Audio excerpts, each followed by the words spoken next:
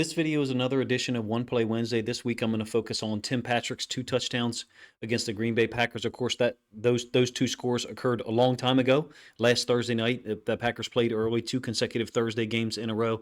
Tim Patrick had his most impactful game of the season, which is quite remarkable because it's the 13th game of the year for the Lions. He had 6 catches, only 43 yards, but he did have 2 touchdowns, one big reception, an 18-yard catch on a dig route that I'm going to show you. This is called One Play Wednesday. I'm actually going to show you 3 particular plays.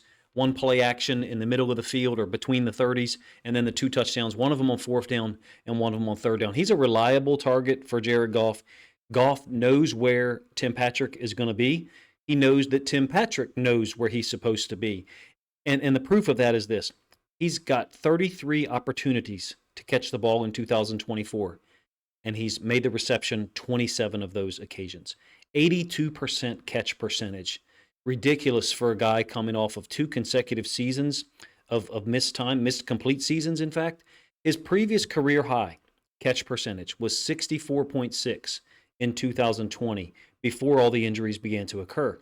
His yards per catch is lower than his previous yards per catch in each season, 12.9, but it's not appreciably lower. You're talking about like 13.4, 13.8 and 14.3, I think, in the 3 previous seasons that he was able to participate fully. I think it's been a great acquisition. I understand that people have a different opinion depending on what they're looking for, but for what the Lions need, in my opinion, in 2024, from their outside receiver, Tim Patrick is offering he's offering everything that Detroit needs. Ben Johnson wants to see from a receiver who isn't going to be ranked highly in terms of targets. Obviously, 13 games, only 33 targets. You better take advantage of the opportunities that you get in this offense because of how much talent there is and how many different play concepts Ben Johnson can use, be it the run or the pass. Like I said, we're going to go over 3 plays in this video. Patrick will be spot shadowed on this first one. Just a really well-designed funnel release. Him and Jameson Williams. Now, you also get this dynamic of the Packers defensive back is kind of contacting or collisioning Jameson Williams and almost pushing him into Tim Patrick on the release. So we're talking about this inside leverage nickel/safety right here who is funneling or pressing Jameson Williams out. It almost looks like a funnel coverage, except he's not getting much depth. And Jameson Williams is maintaining his vertical integrity, and then Tim Patrick is kind of going to round it, but a deeper dig concept. Of course, Josh Reynolds ran those routes a ton in 2023. High percentage opportunity guy, but not this high a percentage. I think that Tim Patrick, if he continues this type of, comeback player of the year, there's oftentimes going to be a lot of different guys who are deserving. Let's put it this way. I think he's at least worthy of being mentioned in that regard. Other more high-profile guys perhaps deserve mention as well. I like the concept here. So Tim Patrick's absolutely wide open on the dig, but these type of delayed handoffs, I have always thought they are, it's an extra layer of genius in the design. And I don't just mean Ben Johnson. So oftentimes what we would see at the level that I coached at for the really well-designed or the well-coached teams was on play action stuff, the running back's feet would be a little bit deeper. Maybe a half yard, a quarter yard, whatever. We couldn't tell as second-level defenders. Maybe a coach on the sideline can tell, but how do you get that information to your players quickly? And also, is it reliable? Why? Why is the running back deeper? Because what happened was you wanted to elongate the period of time such that these second-level defenders were in conflict. And if the running back is slightly deeper, then the play fake is going to be out there a little bit longer. Now, there's another element to it. You say, well, coach, aren't you worried about the quarterback getting sacked? I never designed an offense. I never designed an offense to do that. I was just aware enough that it was a tendency to say, hey, this is putting my guys, my inside linebackers, in conflict for longer. And as this relates to the Lions, I think it's a real dynamic. Oftentimes you'll see, and I don't believe that necessarily David Montgomery is deeper here, but what I do know is happening, and you can observe for yourself, is that you're getting actually 2 play fakes. One to the offense's right, the defense's left on our screen, and then Montgomery is changing his path, essentially a counter step, and that's holding these guys for longer because there's a counter step that is designed to elongate or lengthen the amount of time that they're in conflict. Why? So they're later getting their drops. So they don't get as much depth in their drops if it is zone. And oftentimes, those play actions that are more slow developing are tagged or combined with a deeper dig route, like you see Tim Patrick run here. Why? Because a dig route goes over top of the second level of the defense, exactly like you see on this play. You don't have to believe my theory that some offenses are designed like that. I know because I've had people communicate it to me, and you can really see it in some of the linebacker depth against the Lions.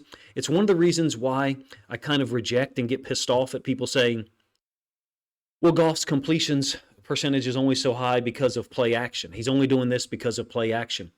Hey, dummy, that's how offenses were designed for decades. Like, this is just Ben Johnson not breaking the mold. This isn't him recreating it. This is just him doing things, in my opinion, that offenses have done for a long time. And since we've moved to so much shotgun/11 personnel spread concepts, we as a football community, as a football world, have kind of forgotten it. So now let's get to the touchdowns. This is a fourth down, really brilliant here. It's a 4th and goal in the third quarter. As you see, the Packers are up 21-17. I hope I didn't get the scores wrong on either one of these, but St. Brown's in the backfield, and Green Bay identifies it a little bit late. Gibbs is up top as the outside receiver. Patrick is running the little snag concept, but he's turning the wrong way, and so I think there's something to be said for that. Oftentimes, these guys that get called for pass interference, they're almost like chest to chest, or their shoulder is making contact with the upfield shoulder on a guy, and so there's some subtle brilliance here, perhaps.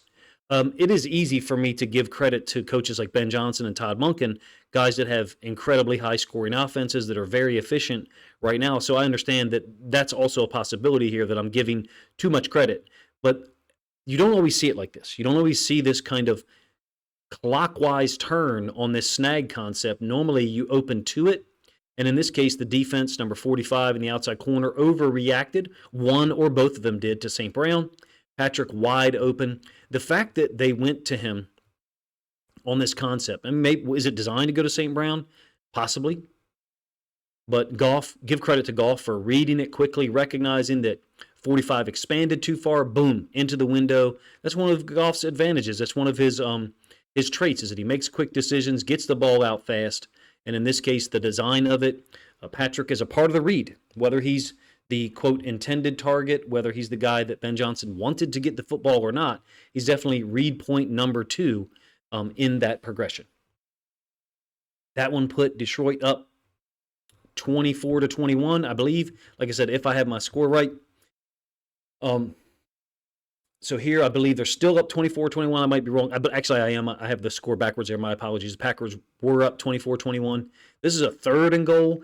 And the thing that I think is notable here about the trust factor with Tim Patrick is that St. Brown's not on the field. He's not on the field at all. Is it possible that you've got a little bit of a hold in here by, I think it's the left guard or maybe it's the center? Yeah, I mean, you certainly see a grab. I'm not sure that they're going to call. It's Zeitler peeling back. Montgomery is unable to get in position to make that block. But Patrick gives a little fake here, right around the midpoint of the letter L or the I, and then brings it back across into the middle of the field. Goff is checking in this direction first, clearly, and then all of that fading back just creates more room, or a better angle, to throw it to Patrick over the middle. His first 2 touchdowns of the year, to my knowledge.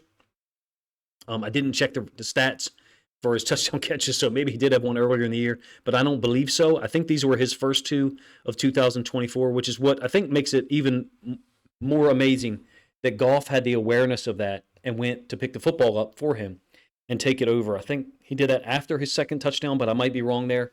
This is one of my favorite stories of the year, not just because it's a Lions player. It could have been a Ravens player, but because it's a guy who came back and was kind of left by the wayside by the Broncos organization, even though they had stuck with him for 2 years.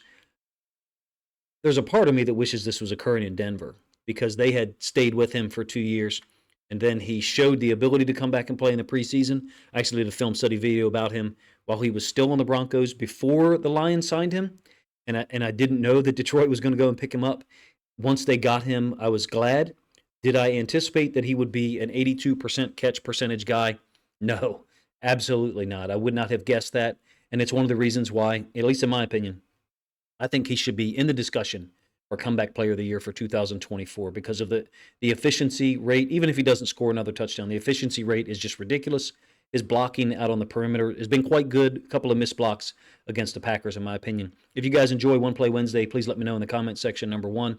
Number two, if you think other Lions fans would appreciate or enjoy the plays, the 3 plays that I chose to illustrate his impact in the Week 14 win over the Packers, pushing their record to 12-1, then please consider grabbing a link to this video, sharing it out on social media to help this content get more reach.